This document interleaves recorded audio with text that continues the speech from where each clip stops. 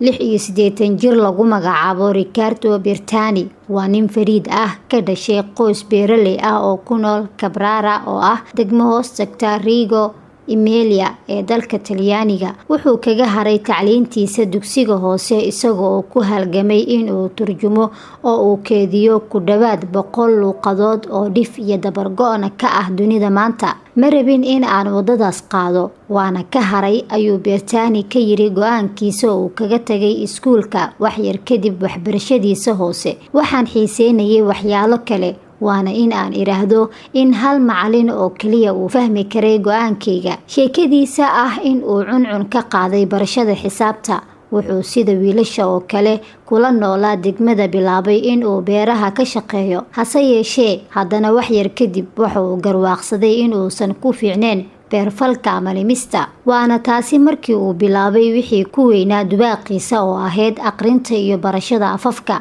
maadaama Ricardo aabihiisa uu xubin ka ahaa xisbiga shuyuuciyada ahaana maayarkii hore ee degmada, badi buugaagta yiilay gurigooda waxaa u badnaa Afraasiyaan. inkasta oo uusan fahmi karin luuqadda, haddana waxa uu jeclaaday barashadeeda. Waxa uu bilaabay raadinta qorayaal uu ka mid yahay Lev Tolstoy, isagoo aqriyay waxyaabihii ay ka qoreen Talyaaniga.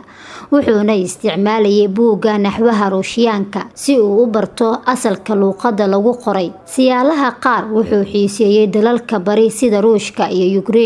18 sano ee lasoo dhaafay ma sameynin wax aan ka ahayn turjumida buugaag kasta oo dhinacaasi uga yimaada. Waxa uu sidoo kale u guurgalay dhaqamada kala duwan ee dalka Serbiyaanka, Mongolian iyo Eskimos ku kala duwan yihiin.